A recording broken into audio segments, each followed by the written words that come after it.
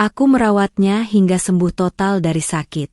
Balasannya, ia membuangku demi wanita lain yang datang membawa hasrat dan kemewahan. Assalamualaikum warahmatullahi wabarakatuh. Kalian dari mana aja nih? Absen yuk, jangan lupa subscribe. Buat yang sudah subscribe, semoga selalu diberkahi kebaikan dan rezeki yang mengalir. Aku ingat betul, hari itu langit Jakarta terasa begitu berat, memayungi jiwa yang baru saja disambar petir. Namaku Rania, dan sejak 8 tahun menikah, aku selalu percaya bahwa rumah kami adalah benteng, tempat Arif, suamiku, adalah rajanya, dan aku adalah ratunya, pelayan setia yang menjaga kehangatan istana kami. Kami bukan pasangan kaya raya, tapi cukup, sangat cukup, karena cinta dan tawa kami mengisi setiap sudut rumah kontrakan sederhana ini. Arif bekerja sebagai kepala mekanik di bengkel besar, dan aku, dengan balutan jilbab yang selalu kujaga, mengurus rumah sambil sesekali menerima jahitan kecil dari tetangga. Musim dingin yang sesungguhnya bukanlah saat hujan mengguyur ibu kota tanpa henti, melainkan saat Arif terjatuh di kamar mandi pagi itu. Suara dentuman keras itu masih menghantui tidurku. Aku bergegas menghampirinya, mendapati Arif tergeletak, matanya terbuka, namun tubuhnya kaku dan wajahnya miring ke satu sisi. Panik hebat mencengkeramku, tapi naluri seorang istri mengalahkan rasa takut itu. Aku tidak menangis, belum. Energi besarku terkuras untuk memanggil tetangga dan membawa Arif ke rumah sakit terdekat. Dokter mengonfirmasi ketakutan terbesar kami. Arif mengalami stroke iskemik, menyerang sisi kanan tubuhnya dan memengaruhi kemampuan bicaranya. Dunia seakan berhenti berputar. Hanya ada bunyi monitor dan bau antiseptik yang menusuk hidung. Setelah 3 hari kritis, Arif sadar, namun ia bukanlah Arif yang kukenal. Pria gagah yang selalu menggendongku setiap kali aku merengek sakit itu, kini terbaring tak berdaya, bahkan untuk sekadar minum pun harus kubantu. Di saat inilah, aku mengambil janji yang kuucapkan 8 tahun lalu di depan penghulu, menempatkannya di atas segalanya. Aku akan merawatmu, Mas, sampai kau sembuh. Jangan khawatirkan apa-apa. Aku berbisik, membelai tangan kirinya yang masih bisa bergerak, menahan air mata agar tidak jatuh di hadapannya. Aku menjadi perawat, terapis, dan tulang punggung rumah tangga dalam sekejap. Bahkan di saat seperti itu pun, aku berusaha tampil rapi, kerudungku tidak pernah luput. Meski di balik pakaian itu, hatiku remuk redam. Aku harus kuat demi Arif, demi mempertahankan benteng kami. Hari-hari yang kulewati diisi dengan mengganti popok dewasanya, membersihkan sisa makanan yang belepotan, dan membantunya duduk tegak selama beberapa menit setiap jam. Ini adalah pekerjaan yang sangat melelahkan, bukan karena berat secara fisik, tapi karena mental. Melihat suamiku, yang dulu selalu menjadi pelindungku, kini tak berdaya, adalah siksaan batin yang tak terperi. Tetapi, setiap kali Arif menatapku dengan mata penuh rasa bersalah dan berusaha tersenyum, mengatakan, "Makasih, Dek," dengan susah payah, tenagaku terisi penuh. Aku tahu, di balik tubuh yang lumpuh itu, ada jiwa Arif yang mencintaiku dan menghargai setiap tetes keringatku. Rasa syukur di matanya adalah upah termahal yang tak bisa kubeli dengan uang. Kami melewati malam-malam tanpa tidur, di mana aku harus memijat kakinya agar peredaran darahnya lancar, sambil sesekali membacakan ayat-ayat Al-Quran untuk menenangkan hatinya dan hatiku. Aku memejamkan mata, memohon pada Tuhan agar diberikan kekuatan untuk melalui cobaan ini. Keluarga dan tetangga memberi dukungan moral, tapi tanggung jawab finansial dan fisik sepenuhnya ada di pundakku. Aku menjual perhiasan emas simpanan kami, sebagian tabungan kami tergerus untuk biaya rumah sakit dan obat-obatan. Di satu sisi, aku lega karena uang bisa dicari, tapi di sisi lain, beban ini membuatku harus memutar otak lebih keras. Aku mulai menjual kue kering secara daring, menggunakan waktu istirahat Arif untuk mengadon dan memanggang. Aku memastikan tidak ada waktu luang sedikit pun, karena waktu luang berarti pikiran akan kosong, dan pikiran kosong akan diisi oleh rasa takut. Aku harus menjadi Rania yang tegar, Rania yang sabar, dan Rania yang penuh kasih sayang. Setiap sentuhan yang kuberikan pada Arif, setiap suapan bubur yang kumasukkan ke mulutnya, adalah pengingat akan janji suci kami. Aku melakukannya bukan karena kewajiban, tapi karena cinta yang tulus. Aku menganggap ini adalah cara Allah menguji seberapa kuat ikatan pernikahan kami. Dan aku bertekad, kami akan lulus ujian ini dengan nilai sempurna. Kami akan kembali ke masa-masa indah, di mana Arif kembali bekerja, dan aku bisa kembali menjadi Rania yang manja, bukan Rania yang harus memikul beban dunia. Aku selalu membayangkan, saat Arif sembuh total nanti, ia pasti akan memelukku erat, mencium keningku, dan mengucapkan terima kasih berulang kali karena aku telah menyelamatkannya dari jurang keputusasaan. Keyakinan itu yang membuatku terus bertahan. Aku membersihkan rumah, mencuci pakaian dengan tangan, mengurus segala keperluan Arif, dan sesekali pergi ke bank untuk mengurus tagihan yang jatuh tempo. Saat itulah aku bertemu dengan pandangan kasihan orang lain. Aku benci dikasihani. Aku hanya ingin mereka tahu bahwa aku sedang berjuang, dan aku akan memenangkan pertarungan ini. Aku membalas tatapan iba mereka dengan senyum tipis di balik kerudungku, menunjukkan bahwa aku baik-baik saja, bahwa aku kuat. Aku hanya berharap, perjuanganku ini tidak sia-sia. Ini adalah puncak penderitaan kami, masa-masa di mana aku merasa hidup tergantung di sehelai benang. 6 bulan berlalu, dan kondisi Arif tidak banyak berubah dari yang kuberikan. Fisioterapi yang mahal hanya bisa kami lakukan seminggu sekali. Sisanya aku yang mengambil alih, mengikuti panduan dari terapis. Pagi buta, aku sudah harus memijat tangan dan kakinya yang kaku, mengajaknya berbicara untuk merangsang sarafnya, dan membantunya menggerakkan jari-jarinya. Semua kulakukan dengan penuh kesabaran, tanpa pernah mengeluh, karena setiap keluhan hanyalah racun bagi semangat Arif. Aku ingat sekali, suatu malam listrik padam total. Udara pengap dan panas. Arif gelisah, ia takut kegelapan. Aku membacakan surah Ar-Rahman di sampingnya. Suaraku bergetar karena kelelahan dan rasa lapar yang mendera. Saat itu, aku hanya punya sisa uang receh di dompet. Cukup untuk membeli 1 bungkus mie instan. Aku memasak mie itu, tapi hanya memakan separuhnya. Sisanya kusimpan, khawatir Arif terbangun dan lapar di tengah malam. Di bawah cahaya senter, kulihat wajah Arif yang tirus, air mata mengalir dari sudut matanya. Ia menangis, bukan karena sakit fisik, tapi karena merasa tak berguna dan menjadi beban. Maafkan aku, Rania. Aku tidak bisa menjadi suami yang baik saat ini, lirihnya dengan suara parau yang menyentuh hatiku. Aku memeluknya, membiarkannya menangis di bahuku. Mas, jangan pernah berpikir seperti itu. Kau adalah suamiku. Inilah gunanya kita menikah. Untuk saling menguatkan.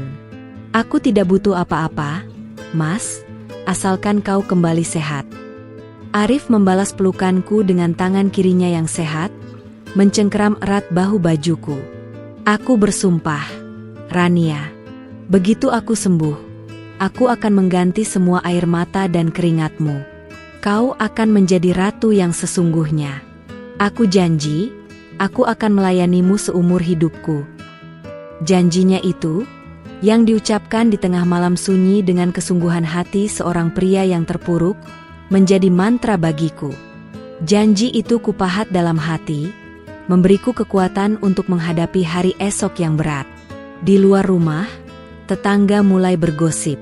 Ada yang bilang Arif tidak akan bisa sembuh total, ada pula yang menyarankan agar aku mencari kerja penuh waktu. Bahkan ada yang menyarankan hal yang lebih buruk. Untuk apa kamu merawatnya, Rania? Dia sudah seperti mayat hidup. Kamu masih muda, carilah kebahagiaanmu sendiri, ujar seorang ibu-ibu dengan nada mencampuri. Aku hanya tersenyum dingin. Mereka tidak mengerti. Cinta bukanlah komoditas yang bisa ditukar dengan kenyamanan. Setiap hari adalah perjuangan melawan keputusasaan. Aku harus menyusun strategi agar bisnis kue daringku bisa menutupi kebutuhan pokok, sementara obat-obatan Arif tetap harus dibeli.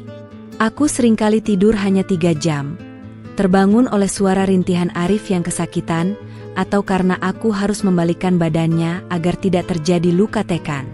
Punggungku terasa remuk, mataku cekung, dan di balik kerudungku, rambutku mulai rontok karena stres.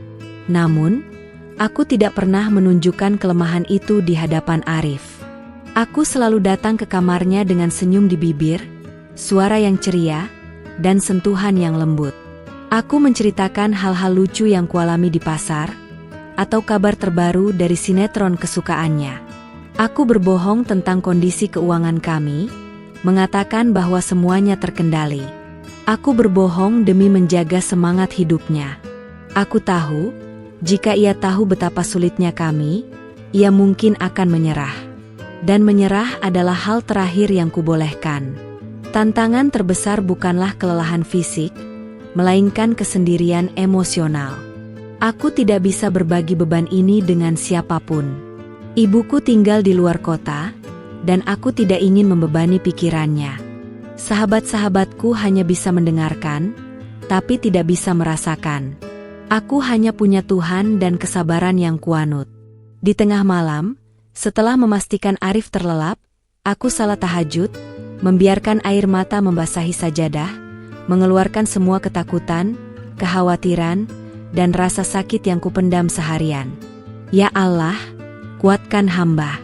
Hamba tahu, janji hamba kepada Arif adalah janji kepada MU. Jadikanlah ini ladang pahala bagi hamba.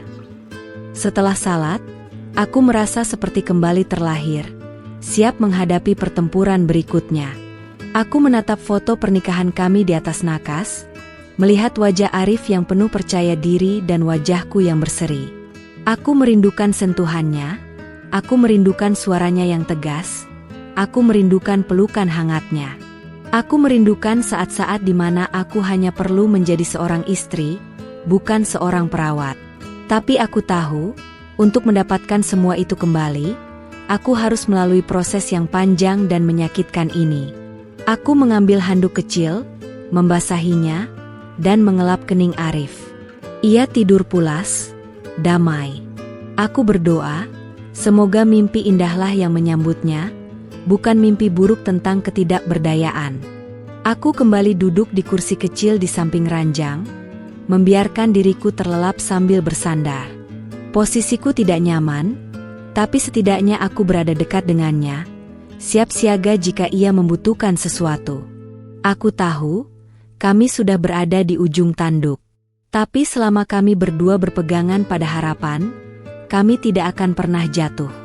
Setelah hampir setahun, kami mulai melihat cahaya di ujung lorong gelap itu. Bukan sekadar harapan kosong, melainkan perkembangan nyata yang membuatku menangis haru di hadapan dokter. Arif sudah bisa menggerakkan tangan kanannya sedikit demi sedikit, dan kata-kata yang keluar dari mulutnya menjadi lebih jelas. Setiap 1 inci kemajuan adalah kemenangan besar bagi kami berdua, dan bagiku, itu adalah bayaran terbaik atas semua pengorbananku. Aku meningkatkan intensitas terapi di rumah. Setiap pagi, aku menyemangatinya seperti pelatih profesional, memaksanya untuk mencoba berdiri dengan bantuan tongkat, meskipun hanya sebentar. Keringat membanjiri tubuhnya, rasa sakit tergambar jelas di wajahnya, tapi semangatnya kembali menyala. Ia mulai tertawa kecil setiap kali aku bercanda tentang betapa anehnya dia terlihat saat mencoba menyikat giginya dengan tangan kiri. Tawa itu adalah musik yang sudah lama tak kudengar. "Rania, kau seperti malaikat. Kau tidak pernah menyerah," katanya suatu sore, setelah berhasil berjalan dari ranjang ke pintu kamar. Aku tersenyum, menyeka keringatnya dengan handuk. "Aku hanya melakukan tugas istri, Mas. Tugasmu sekarang adalah cepat sembuh. Aku sudah rindu masakanmu." Itu bohong. Aku tahu Arif tidak bisa masak, tapi aku ingin ia tahu bahwa kami punya masa depan yang normal untuk dinantikan. Aku ingin ia membayangkan dirinya kembali ke dapur, kembali ke bengkelnya. Momen-momen intim kembali kami rasakan, tapi dalam bentuk yang berbeda. Kami tidak lagi berbagi kehangatan fisik, tapi keintiman emosional kami mencapai puncaknya. Ada kejujuran dan keterbukaan yang mendalam di antara kami, sebuah pemahaman tanpa kata-kata tentang apa yang telah kami lalui bersama. Aku menceritakan semua hal yang kupendam, rasa takut kehilangan, beban finansial, dan gosip tetangga. Ia mendengarkan tanpa memotong, matanya penuh penyesalan. Semua pengorbananmu ini, Rania, akan kukenang seumur hidup. Aku tidak akan pernah lupa betapa kuatnya kamu saat aku tak berdaya. Janji itu kembali diulang, kali ini dengan suara yang lebih jelas, lebih meyakinkan. Dan aku percaya sepenuhnya. Aku percaya pada ketulusan di matanya, pada rasa syukurnya yang tampak nyata. Aku merasa kami baru saja memperbarui sumpah pernikahan kami, bukan di hadapan penghulu, tapi di hadapan penderitaan yang telah kami taklukkan bersama. Kami mulai membahas masa depan. Arif bersemangat untuk kembali bekerja. Ia rindu suara mesin dan bau oli. Aku mengingatkannya untuk tidak terburu-buru, tapi aku juga mendukung keinginannya. Aku tahu, harga diri seorang pria terletak pada kemampuannya menafkahi keluarga. Dan kini, ia ingin kembali mendapatkan harga dirinya. Aku merelakan waktu tidur malamku untuk membantunya melatih ingatan dan kemampuan berhitung, hal-hal yang penting untuk pekerjaannya. Aku menjadi guru pribadinya, sabar mengoreksi setiap kesalahannya. Aku memberinya semangat, mengatakan bahwa ia akan kembali menjadi Arif yang dulu, bahkan lebih kuat dan lebih bijaksana. Aku mulai membersihkan dan merapikan setelan kerjanya, menyetrika kemeja-kemeja yang sudah lama tersimpan di lemari. Aroma deterjen dan pelembut kain itu terasa seperti aroma harapan. Aku membayangkan hari di mana ia akan memakai pakaian itu lagi, mencium keningku, dan pamit kerja dengan senyum lebar. Hari itu terasa semakin dekat. Sambil merawatnya, aku juga merawat diriku. Aku kembali meluangkan sedikit waktu untuk merawat diri, memastikan aku tetap menjadi istri yang menarik, bukan hanya perawat yang kelelahan. Aku membeli pelembab wajah dan mulai menata hijabku dengan lebih rapi, sesuai dengan gaya anak muda sekarang. Aku ingin Arif melihat bahwa di balik perjuanganku, aku tetaplah wanita yang ia cintai. Aku ingin ia kembali jatuh cinta padaku. Kami merayakan setiap kemajuan kecil. Hari ia bisa makan tanpa bantuan, hari ia bisa mengenakan pakaiannya sendiri, hari ia bisa berjalan tanpa tongkat. Semua itu kami rayakan dengan hidangan sederhana, hanya kami berdua. Rasa haru dan bangga bercampur aduk. Kami telah melewati badai terburuk, dan kini, pelangi mulai terlihat. Aku merasa lega yang tak terkira. Perjuangan merawatnya selama setahun penuh telah membuahkan hasil. Ia akan kembali, dan kami akan memulai kembali hidup kami, dengan fondasi cinta dan pengorbanan yang jauh lebih kokoh. Aku tidak tahu bahwa cahaya yang baru saja kami temukan ini, justru akan menjadi penerang jalan bagi bayangan gelap yang akan segera datang. Aku hanya memeluknya, bersyukur, dan tidak tahu apa-apa. Hari yang kami tunggu-tunggu akhirnya tiba. Arif dinyatakan pulih total dan siap kembali bekerja. Tentu saja, ia tidak bisa langsung kembali ke posisi kepala mekanik. Tapi ia mendapat tawaran sebagai supervisor di bengkel lain yang skalanya lebih besar dan lebih modern. Posisi baru ini menawarkan gaji yang jauh lebih baik, yang akan memungkinkan kami melunasi semua utang dan membangun kembali tabungan kami. Aku menyiapkan semua keperluannya dengan hati berbunga-bunga. Kemeja barunya, sepatu yang mengilap, sarapan spesial yang kubuat dari uang hasil penjualan kue terakhirku. Aku memakaikan jam tangan kesayangannya di pergelangan tangannya, pergelangan tangan yang dulu kaku, kini kembali bertenaga. Rasanya seperti menyaksikan kelahiran kembali suamiku. Ketika ia berdiri tegak di ambang pintu, mengenakan seragam barunya, ia terlihat seperti seorang pahlawan. Ia memelukku erat, kali ini pelukan yang penuh kekuatan, bukan pelukan lemah seperti saat ia sakit. Terima kasih, Rania, aku tidak akan pernah bisa membalas semua yang sudah kamu lakukan. Tunggu aku, ya.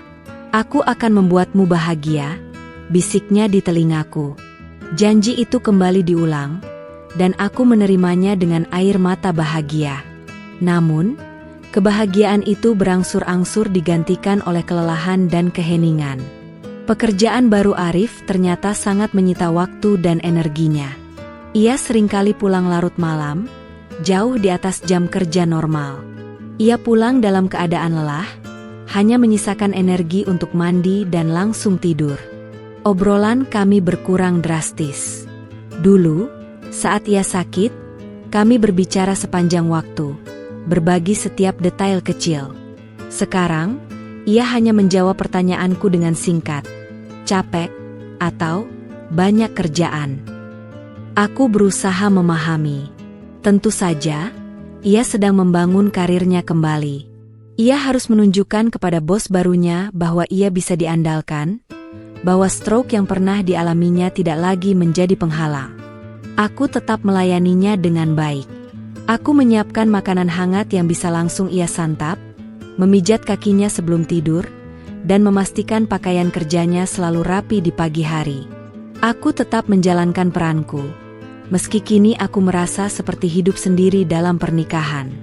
Perubahan itu semakin kentara. Arif mulai menjaga jarak. Sentuhan fisik kami berkurang. Ia yang dulu selalu ingin digendong, kini tidak lagi ingin digandeng.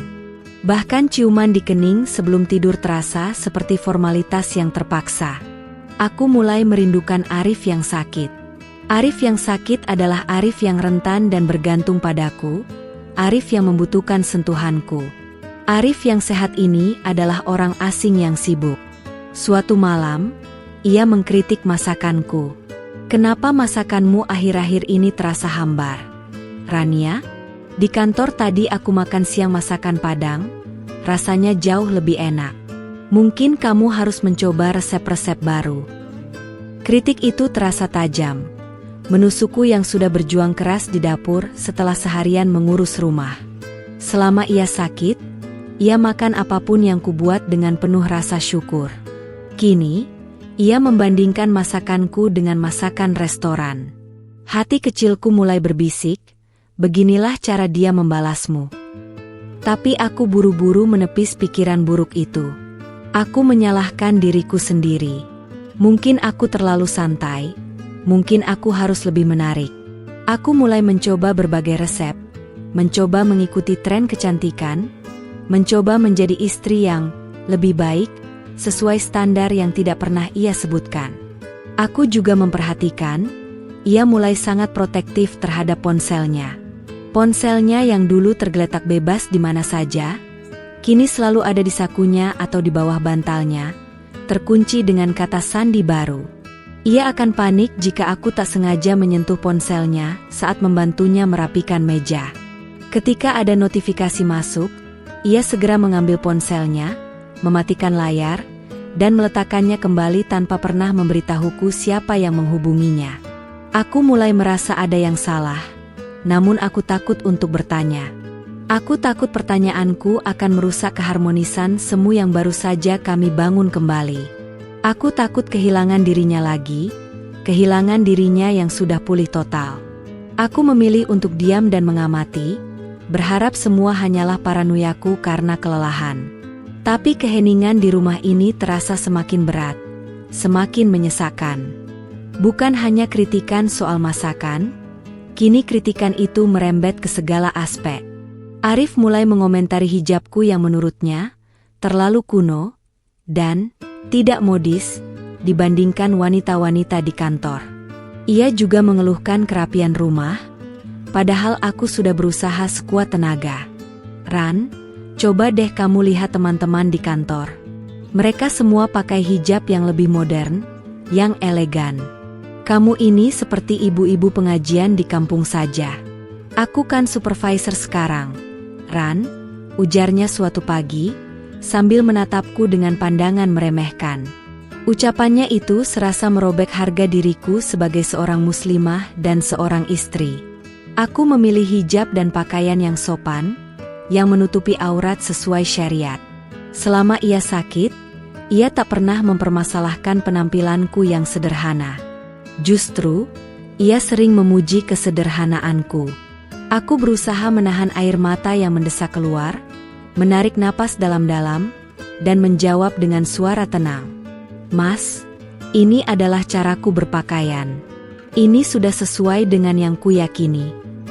Ya, tapi lihatlah dirimu. Kusam. Kamu terlalu sibuk mengurus rumah sampai lupa merawat diri. Bagaimana aku tidak malu membawa kamu ke acara kantor? Balasnya lagi, tanpa memikirkan bahwa kekusamanku adalah akibat dari setahun penuh tanpa tidur demi merawatnya. Aku terdiam, hatiku terasa seperti dicabik-cabik. Ia lupa bahwa tangannya yang sehat, kakinya yang kuat, dan posisinya yang terhormat saat ini adalah buah dari pengorbananku yang membuatnya kusam. Aku mundur, pura-pura sibuk membereskan piring, agar ia tidak melihat luka di mataku. Perilaku Arif semakin hari semakin dingin. Ia tidak lagi pulang ke rumah pada waktu yang sama. Awalnya ia beralasan lembur, lalu alasannya berubah menjadi meeting dengan klien penting, atau acara kantor yang tidak bisa ditinggalkan. Aku tahu, ia berbohong. Ia tidak pernah mau memberiku detail tentang siapa kliennya atau di mana acara itu diadakan. Jika aku bertanya, ia akan langsung marah dan menuduhku posesif. Telepon genggamnya menjadi batas tak terlihat di antara kami. Dering notifikasi, terutama dari aplikasi pesan, selalu datang saat kami sedang makan atau menonton televisi. Arif akan segera mengambilnya, menjauh dariku, dan membalas pesan itu dengan wajah serius. Sesekali tersenyum, senyum yang sudah lama tidak kulihat ditujukan kepadaku. Dari siapa, Mas? Tanyaku lembut suatu malam, saat ia sedang asyik membalas pesan di dapur. Ia terkejut, berbalik, dan menyembunyikan ponselnya di belakang punggung. Bukan urusanmu, Rania. Ini soal kerjaan. Kenapa kamu jadi seperti detektif begini? Sih, aku ini sudah sembuh, bukan anak kecil yang harus kamu awasi 24 jam. Bentaknya, yang membuatku terkejut. Ini adalah kali pertama ia membentakku dengan nada semarah itu. Air mata akhirnya menetes.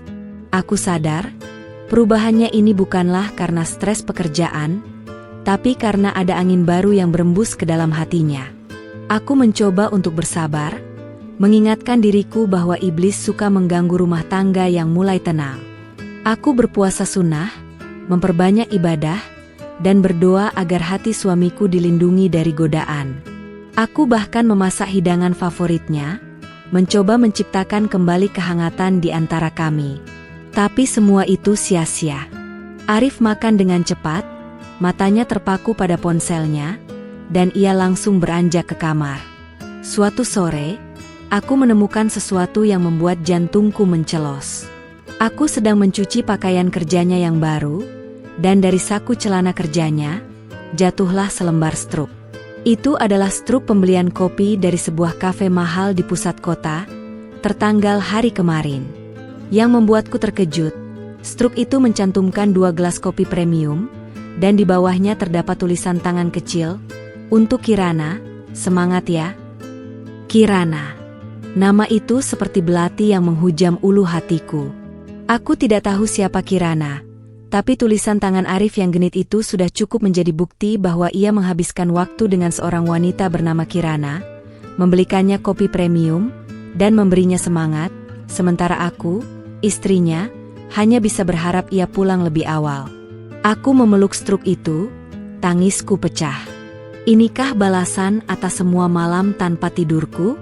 Bau parfum asing yang manis dan menyengat, yang bukan bau parfumku, menjadi pengkhianat terbesar yang akhirnya membuka mataku. Aku menciumnya saat melipat ke meja kerja Arif, tepat di bagian kerah. Parfum itu adalah parfum wanita, mahal dan mewah, dan jelas menempel dari kontak yang sangat dekat. Ini bukan lagi soal struk kopi, ini adalah bukti nyata dari sebuah perselingkuhan yang mulai berani. Hatiku terasa beku. Aku mengambil kemeja itu, mendekatkannya ke hidungku, memastikan Ya, itu adalah aroma Kirana. Aku tahu aku harus menghadapi ini. Menutup mata hanya akan membuat pengkhianatan ini tumbuh subur. Aku menunggu Arif pulang. Jam sudah menunjukkan pukul 11 malam. Biasanya, aku sudah tertidur pulas. Tapi malam ini, aku duduk tegap di sofa ruang tamu, di bawah lampu yang remang-remang, memegang kemeja beraroma asing itu.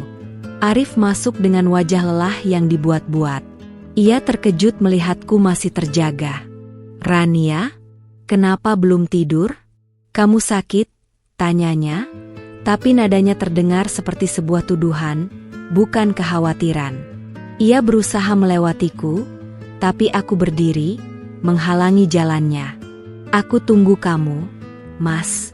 Ada yang ingin kutanyakan," kataku, suaraku tenang, lebih tenang dari yang kukira. Aku mengangkat kemeja itu. "Bau apa ini, Mas? Ini bukan bau parfummu, dan ini pasti bukan bau oli bekas di bengkel. Bau ini bau parfum wanita. Parfum mahal." Wajah Arif yang lelah seketika berubah pucat.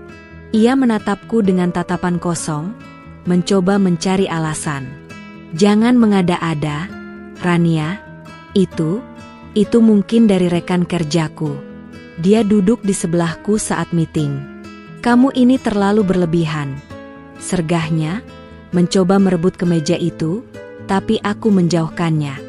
"Rekan kerjamu bernama Kirana, Mas, dan rekan kerjamu yang bernama Kirana ini memberimu semangat lewat tulisan tangan di struk pembelian 2 kopi premium."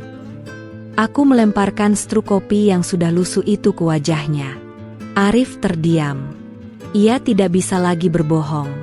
Kebisuan itu lebih menyakitkan daripada 1000 bantahan. "Baiklah, memang ada Kirana. Puas kamu? Dia adalah asisten pribadiku di kantor. Dia jauh lebih mengerti pekerjaanku, Rania. Dia modern, dia pintar, dia tidak pernah mengeluh, dan dia mendukung karirku. Tidak sepertimu yang hanya bisa mengurus dapur dan menanyakan kapan aku pulang." Akhirnya, ia meledak, menumpahkan semua kekecewaan dan penyesalan yang ia pendam, seolah-olah aku yang salah. Aku mundur selangkah. Kata-katanya lebih tajam daripada belati. Ia baru saja meremehkan seluruh pengorbananku, semua keringat, air mata, dan malam tanpa tidur yang kualami demi membuatnya bisa berdiri di sana, di hadapanku, dalam keadaan sehat. "Aku hanya mengurus dapur, Mas. Aku merawatmu saat kamu tidak bisa menggerakkan tanganmu sendiri.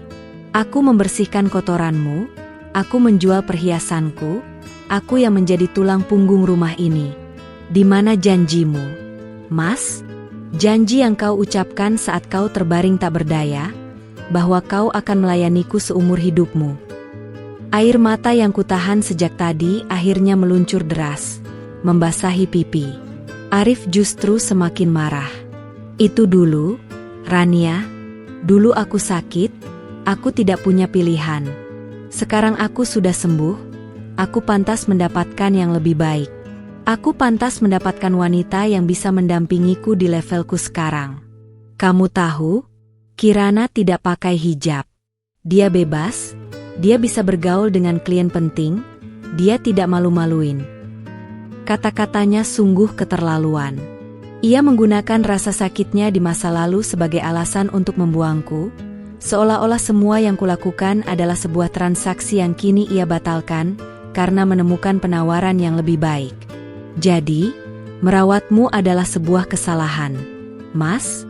Jika aku tahu begini balasannya, mungkin aku seharusnya biarkan saja kamu ditangani oleh perawat profesional." Aku membentaknya balik, emosiku sudah di luar kendali. Arif terdiam sejenak. Wajahnya menunjukkan sedikit penyesalan, tapi itu cepat menghilang. "Aku tidak bilang begitu. Aku hanya bilang, aku butuh ruang. Aku tidak mau hidup yang monoton lagi. Kirana, dia memberiku semangat baru," katanya pelan, mencoba menenangkan diri. Aku tertawa sinis, tawa yang menyedihkan. "Semangat baru, atau nafsu baru, Mas?" Aku menatapnya tajam, melihat pria yang dulu kucintai kini berdiri sebagai pengkhianat. Ia tidak bisa menjawab. Malam itu, kami tidur terpisah. Aku di sofa, ia di kamar.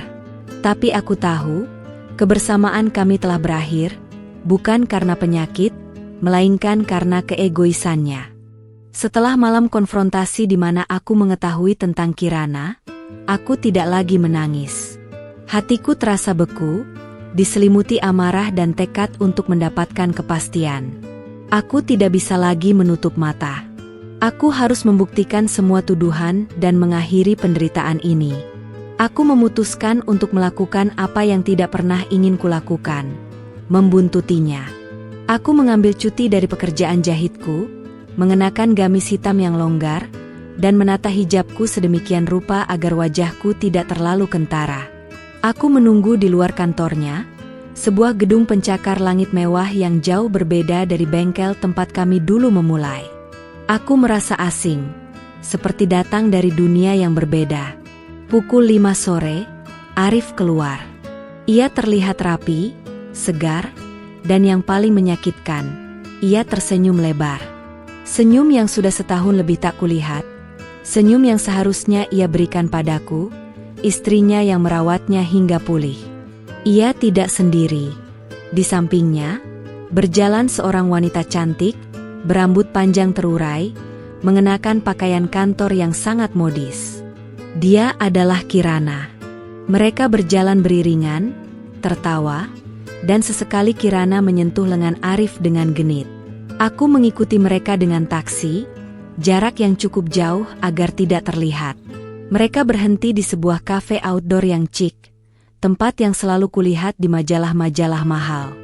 Mereka duduk di sudut yang romantis, dan saat itulah aku melihatnya.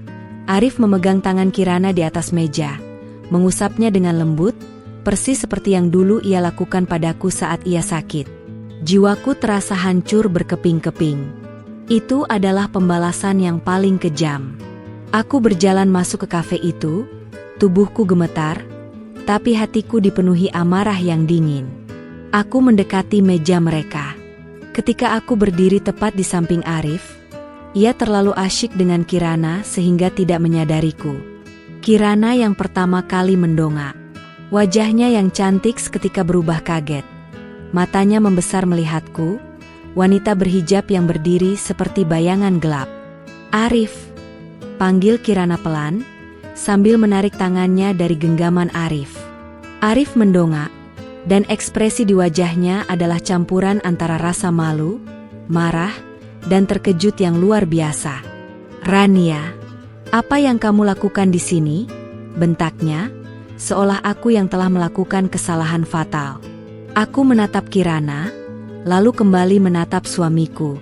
"Aku hanya ingin melihat, Mas, hadiah apa yang kamu berikan pada istrimu atas pengorbanan setahun lebih merawatmu?" kataku dengan suara serak, tapi penuh penekanan.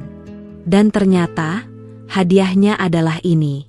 Wanita ini, Kirana, yang kini sudah mendapatkan kembali ketenangannya, menatapku dengan tatapan kasihan yang membuatku muak.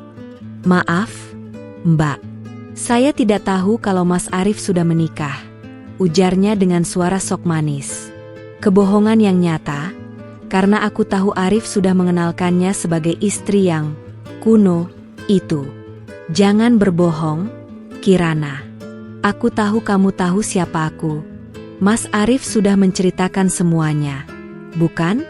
Tentang istrinya yang bodoh, yang terlalu sibuk mengurus rumah sakit dan dapur sampai lupa menjadi cantik di mata suaminya." Aku menyindir, menatap tajam ke mata Kirana. Arif bangkit dari kursinya, wajahnya merah padam. "Cukup, Rania. Jangan membuat keributan. Pulang sekarang." Ia mencoba menarik tanganku, tapi aku menepisnya. "Aku tidak akan membuat keributan, Mas. Aku hanya ingin kamu tahu. Aku melihat semuanya.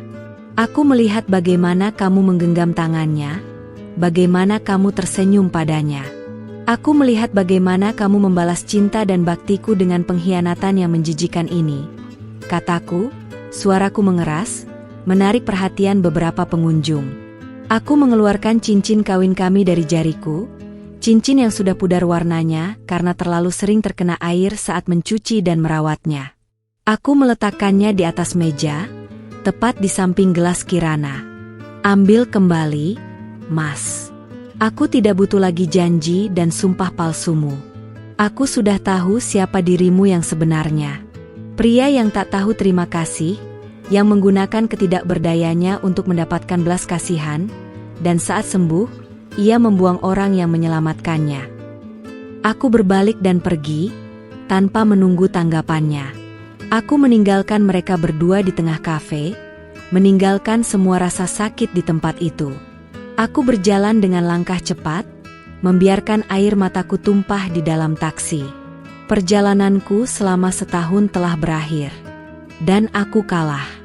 Aku pulang ke rumah, bukan lagi sebagai Rania yang patah hati, melainkan sebagai Rania yang terluka, marah, dan mulai menemukan kekuatannya. Aku tidak menangis lagi, air mataku sudah habis di dalam taksi. Setelah membersihkan diri dan memastikan salat maghribku tepat waktu, aku duduk termenung di kamar, mencoba merangkai kembali pecahan hatiku yang sudah hancur lebur. Kini, aku harus memilih, memaafkan dan bertahan dalam kepalsuan, atau melepaskan dan memulai hidup baru. Jika aku bertahan, aku harus menerima kehadiran Kirana sebagai duri dalam daging, hidup bersama suami yang hatinya sudah bukan milikku. Jika aku melepaskan, aku harus menghadapi stigma janda, masalah finansial, dan rasa sakit kehilangan pria yang kucintai. Aku bimbang. Aku ingat sabda Rasulullah tentang pahala besar bagi istri yang bersabar, tapi aku juga ingat bahwa kesabaran tidak berarti mengorbankan kehormatan diri dan agama. Arif pulang sekitar pukul 8 malam.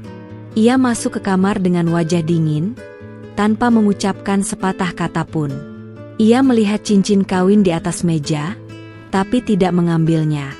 Kami berdua duduk di ranjang, di sudut yang berbeda, terpisah oleh jurang pengkhianatan yang dalam. Akhirnya, aku yang membuka suara, memecah keheningan yang menyiksa.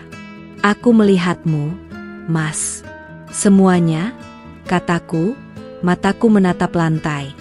Arif menghela napas panjang. Aku minta maaf, Rania.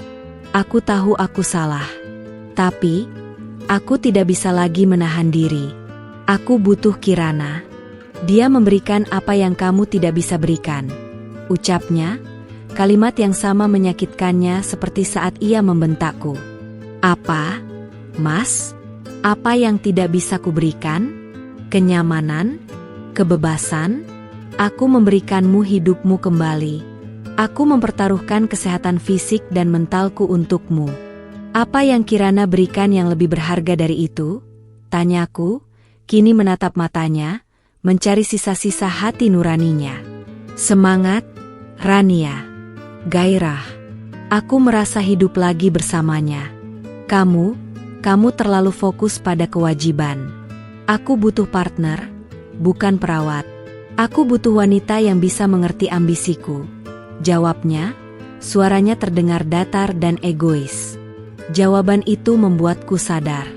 Arif bukan hanya mencintai Kirana, ia sudah memandang rendah diriku, meremehkan semua yang telah kulakukan. Ia tidak melihat pengorbananku sebagai cinta, melainkan sebagai sebuah jasa yang kini ia anggap impas dan tak berarti. Kalau begitu, Mas, ceraikan aku, kataku, dengan suara yang tegas dan tak terduga. Arif terkejut. Apa? Jangan gila, Rania.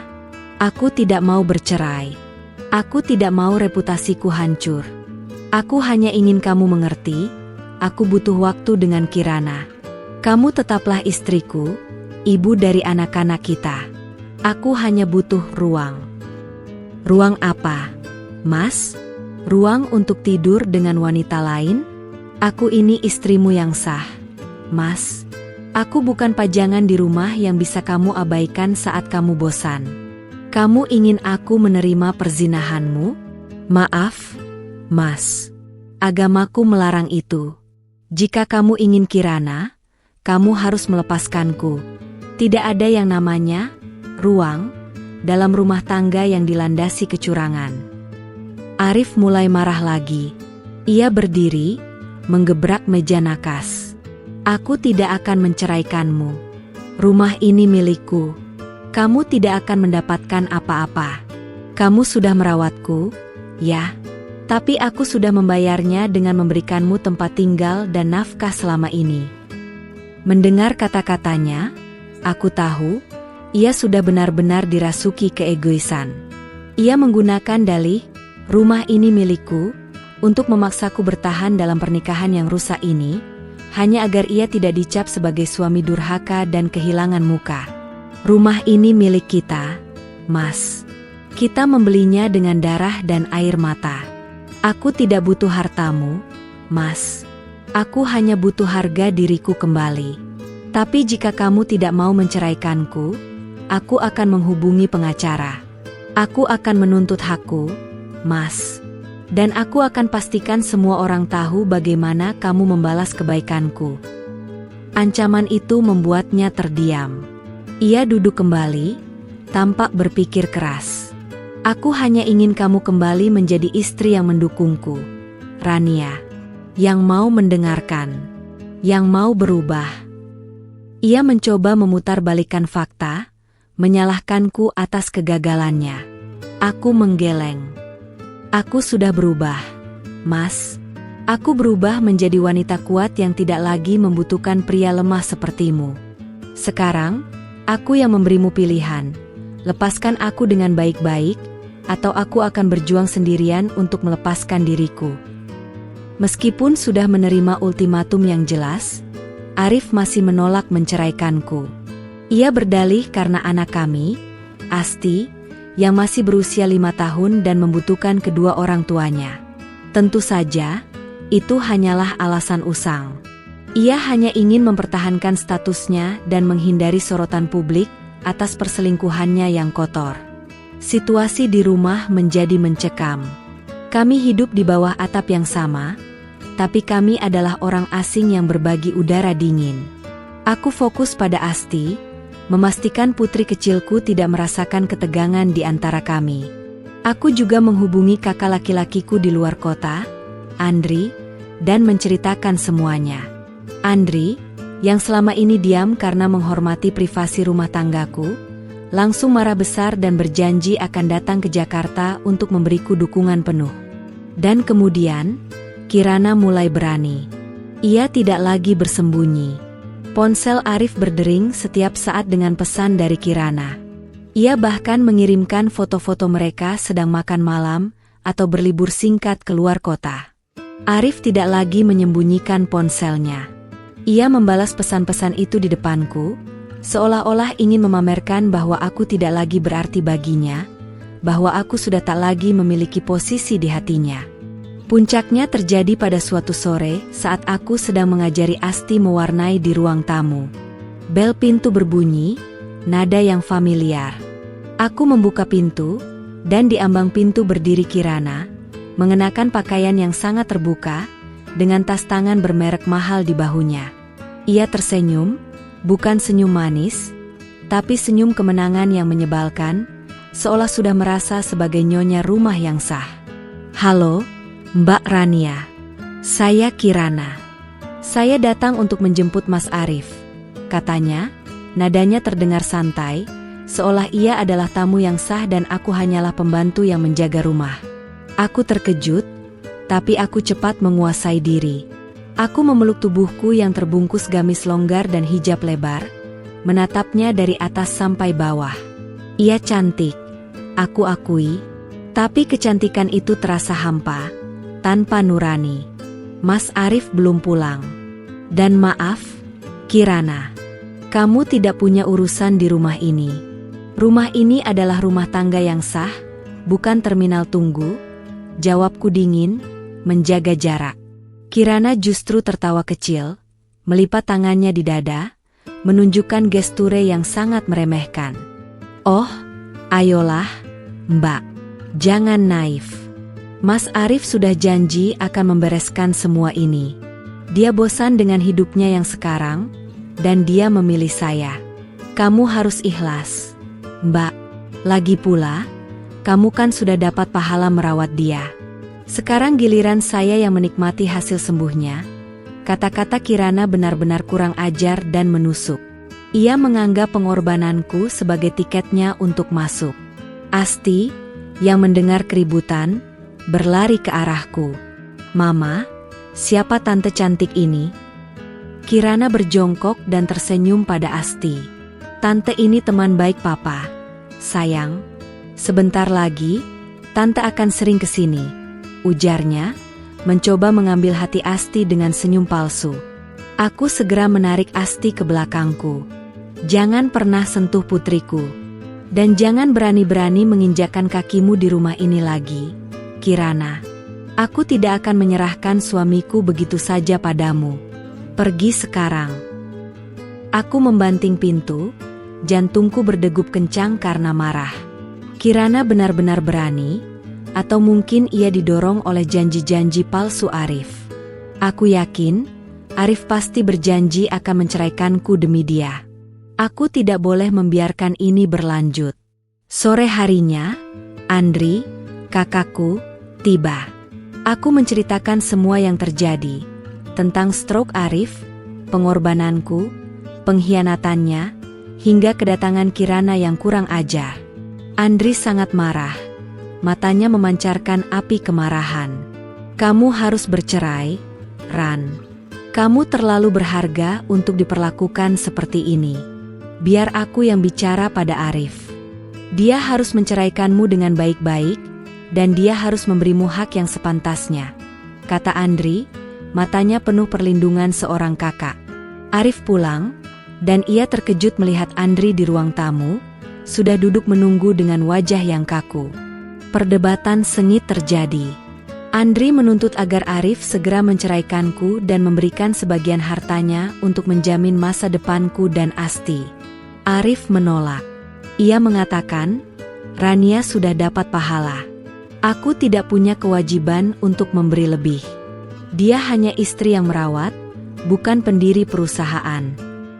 Mendengar kata-kata itu, aku sadar, hatinya sudah mati dan perhitungannya sangat materi. Ia telah membuang semua rasa terima kasihnya. Aku melangkah maju, menatap Arif di hadapan Andri. "Aku tidak butuh hartamu, Mas. Aku hanya butuh kebebasan. Aku tidak mau berada di neraka yang kamu ciptakan ini. Aku yang akan menceraikanmu. Aku akan gugat cerai besok pagi. Aku mengambil kembali cincin kawin kami dari Nakas. Aku melihatnya, mengucapkan selamat tinggal pada janji palsu yang pernah diukir di dalamnya. Pagi itu, aku bangun sebelum subuh, menjalankan salat istikharah dan tahajud. Aku tahu, keputusanku sudah bulat. Aku harus mengakhiri bab ini. Aku tidak bisa membiarkan pengkhianatan merusak diriku dan merusak masa depan Asti. Aku menyadari, tujuanku merawat Arif bukanlah untuk mendapatkan balasan dari manusia, melainkan untuk menunaikan janji kepada Allah. Dengan kesadaran itu, rasa sakitku berkurang drastis, digantikan oleh keikhlasan yang damai. Aku mengemasi barang-barangku yang paling penting dan barang-barang Asti. Aku tidak mengambil perabotan, tidak mengambil apapun yang bisa dipersengketakan. Aku hanya mengambil apa yang murni milikku dan anakku. Andri sudah mengatur kepindahan kami ke rumah kontrakan kecil di dekat tempat tinggalnya. Kami akan memulai hidup baru, berdua, tanpa bayangan pengkhianat. Arif terbangun saat aku sedang menyiapkan sarapan untuk Asti. Ia melihat 2 tas besar di ruang tamu. "Rania, apa-apaan ini? Kamu mau kemana?" tanyanya. Suaranya terdengar panik bercampur marah. Ia pasti khawatir dengan reputasinya jika aku pergi. "Aku akan pergi, Mas. Aku akan membawa Asti dan memulai hidup baru. Kamu bebas sekarang. Kamu bisa membawa Kirana ke sini, kamu bisa bersenang-senang, kamu bisa mengejar ambisimu tanpa ada aku yang kuno dan tidak modis ini," kataku, tanpa menoleh, fokus pada Asti yang sedang sarapan. Arif menarik tanganku. "Tidak, kamu tidak boleh pergi. Siapa yang akan mengurusku? Siapa yang akan menyiapkan pakaianku? Rania, jangan egois. Mendengar kata-kata itu, aku tertawa, tawa yang benar-benar lepas dan ironis. Aku egois? Mas, kamu yang paling egois. Kamu ingin aku tetap di sini, menjadi perawat gratis yang kamu hina, agar kamu bisa selingkuh tanpa dicap buruk. Aku tidak akan melakukan itu. Tugasku merawatmu sudah selesai, Mas. Kamu sudah sembuh. Tapi hatimu yang sakit, dan aku tidak bisa menyembuhkannya. Aku menepis tangannya, mengambil Asti, dan mencium keningnya. Aku sudah mendaftarkan gugatan cerai. Kamu akan menerima surat panggilannya. Aku tidak akan menuntut harta Gonogini. Aku hanya ingin Asti dan status janda yang terhormat. Aku akan kembalikan cincin ini padamu, Mas. Simpan baik-baik. Jadikan ini pengingat bahwa kamu telah membuang seseorang yang mencintaimu di saat kamu tidak punya apa-apa. Aku meletakkan cincin itu di tangan Arif yang gemetar. Aku berbalik, menggendong Asti, dan berjalan menuju pintu. Di ambang pintu, aku menoleh ke belakang, menatap Arif untuk terakhir kalinya. Ia berdiri kaku di ruang tamu, di tengah rumah yang dulu kami bangun dengan cinta. Ia tampak bingung dan kesepian, padahal ia baru saja mendapatkan kebebasannya untuk bersama Kirana. Semoga Allah mengampuni dosa-dosamu, Mas. Aku memaafkan semua yang telah kamu lakukan padaku. Tapi aku tidak akan kembali. Kataku, suaraku lembut, penuh keikhlasan yang tulus. Aku menutup pintu di belakangku. Aku tidak menangis. Di luar, mentari pagi terasa hangat di wajahku. Aku menghirup udara dalam-dalam. Aku tidak lagi membawa beban merawat pria yang tak tahu berterima kasih. Aku membawa Asti, anakku, dan aku membawa diriku sendiri, Rania, yang kini berdiri tegak, dilindungi oleh hijabnya dan imannya. Aku tahu Kirana akan datang dan menikmati hasil kesembuhan Arif, menikmati posisi yang seharusnya menjadi milikku. Tapi aku juga tahu, apa yang dibangun di atas penderitaan orang lain tidak akan pernah membawa kebahagiaan sejati. Aku telah menyelesaikan peranku sebagai istri yang berbakti. Kini, saatnya aku menulis babak baru dalam hidupku, babak yang penuh dengan kekuatan dan kemandirian, jauh dari bayangan pengkhianat. Aku pergi, dan aku tidak pernah menoleh ke belakang.